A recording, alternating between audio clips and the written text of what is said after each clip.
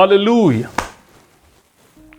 Karibuni tena ndugu zangu, tunakwenda kujifunza somo linalosema historia ya Petro mtume. Historia ya Petro mtume. Wapendwa katika Bwana, nimeona vema leo hii tukumbushane historia ya mmoja kati ya wanafunzi wa Bwana Yesu aliyeitwa Petro.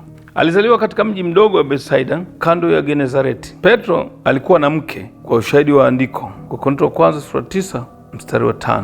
Biblia inasema, hatuna uwezo wa kuchukua pamoja nasi mke aliye ndugu kama wao mitume wengine na ndugu wa Barnaba na Kefa. Bwana Yesu asifiwe.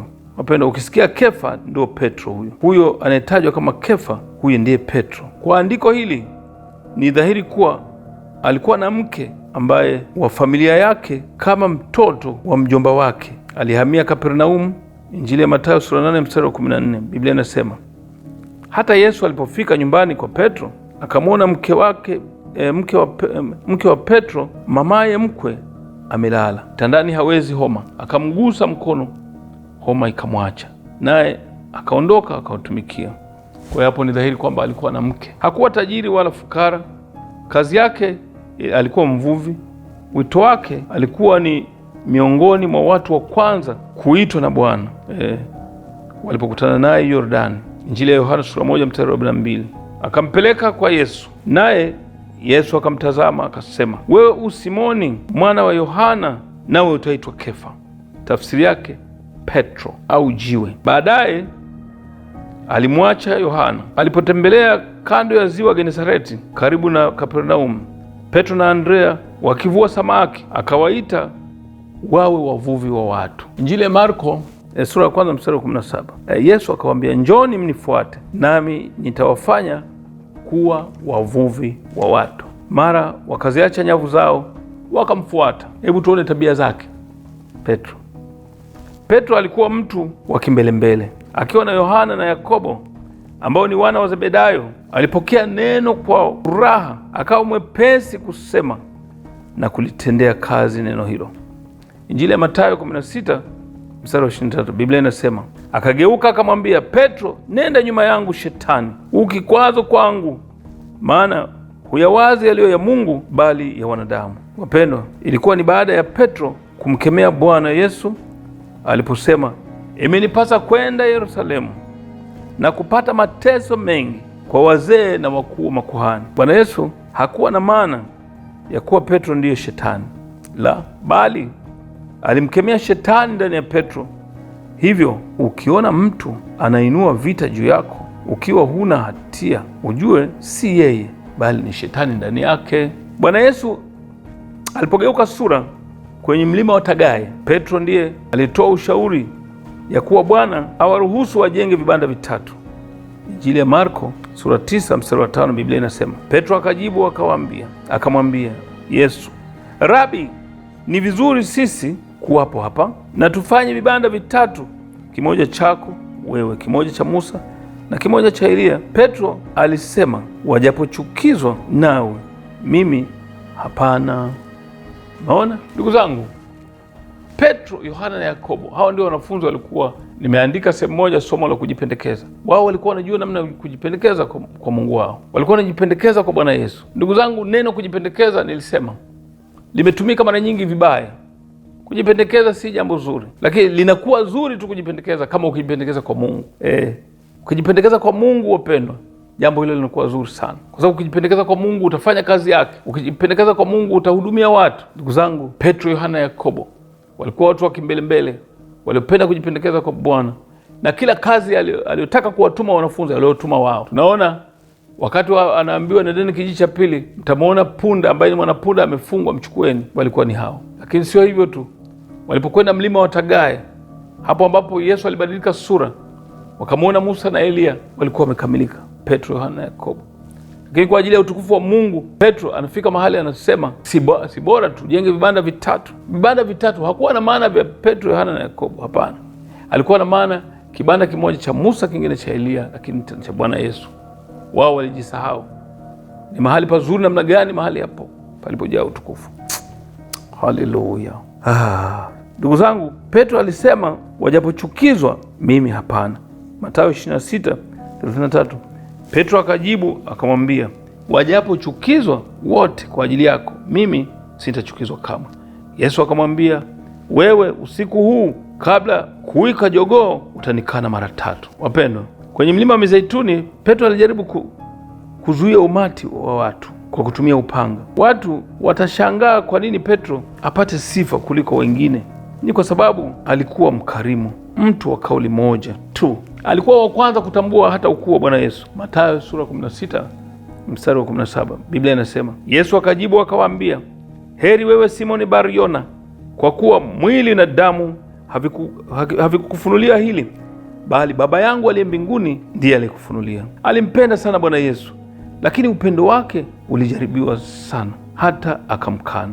Lakini wapendwa, Petro alitubu baadaye, kwa kuwa Bwana Yesu alijua kuwa Petro anampenda sana Bwana Yesu. Alimwandalia toba. Kilio alicholia baada ya kumkana Yesu mara 3 ilikuwa ni toba kwa Petro. Wapendwa, tunapoongozwa kwa sala ya toba huwa ni kukamilisha tu taratibu, kwani tangu unapoinuka ulipokaa kuelekea madhabahuni huwa tayari umeshasamehewa, tayari unakuwa umeshapokea msamaha kabla hata ya kuongozwa na mtumishi wa Mungu. Mungu wetu ni Mungu aonaye sirini. Bwana mapendo, Bwana Yesu alipofufuka alimpa Petro maswali 3, kwani Petro alimkana mara 3.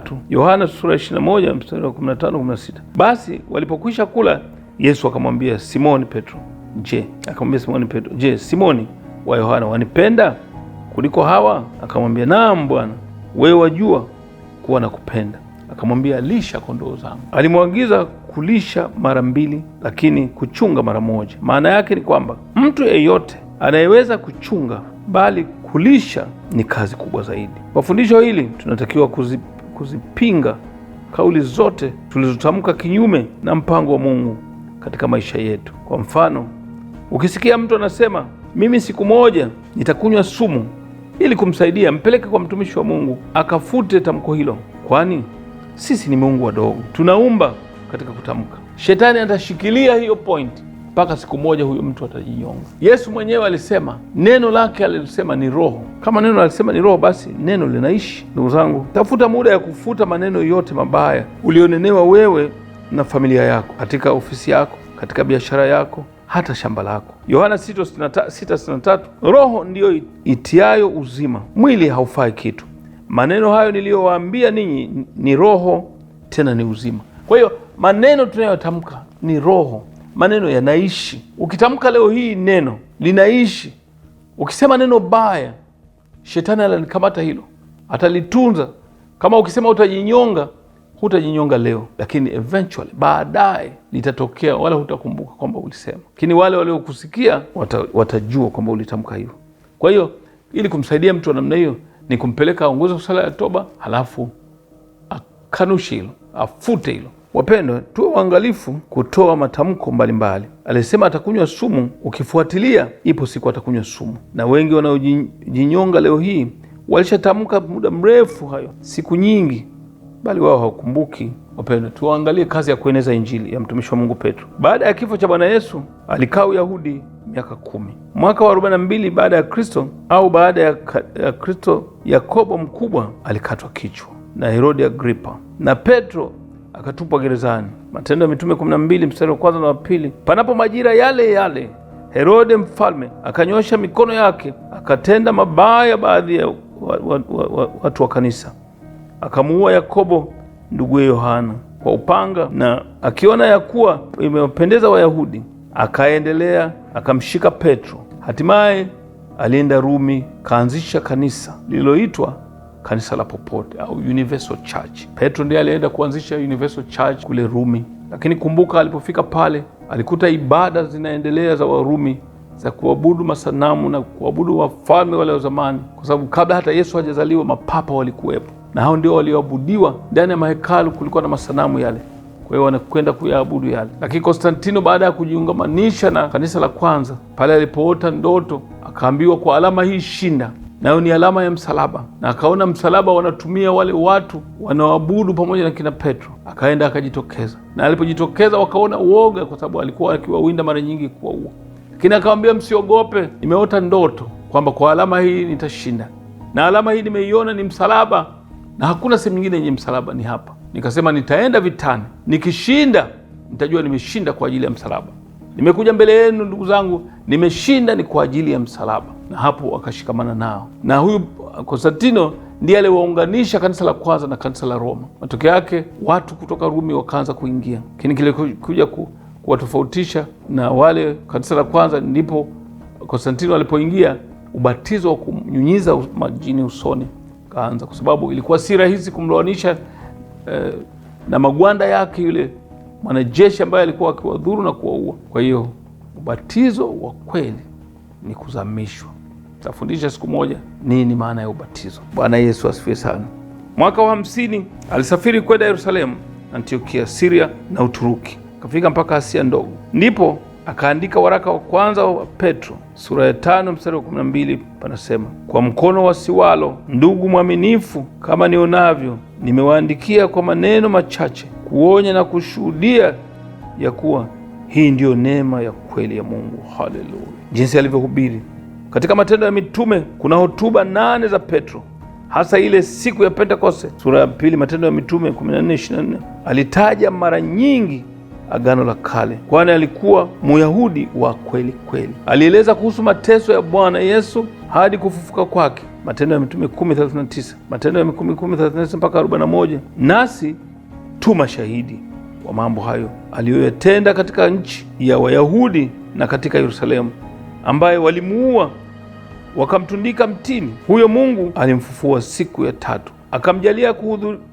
kudhihirika siku kwa watu wote. Alikudhihirika, lakini si kwa watu, hakudhihirika kwa watu wote, bali kwa mashahidi waliokuwa wamekwisha kuchaguliwa na Mungu, ndio sisi tuliokula na kunywa pamoja naye baada ya kufufuka kwake kutoka kwa wafu. Wapendwa, barua 2 zinaonekana hekima za uzee wake. Barua namba 2 inaonekana barua ya pili akiwaandikia Wakristo wa Asia waliongoka karibuni mwaka 55 baada ya Kristo. Barua ya 3 mwaka 1 kabla ya kufa kwake. Ushahidi wa damu. Wapendwa, Bwana Yesu alitabiri kuwa Petro atauawa.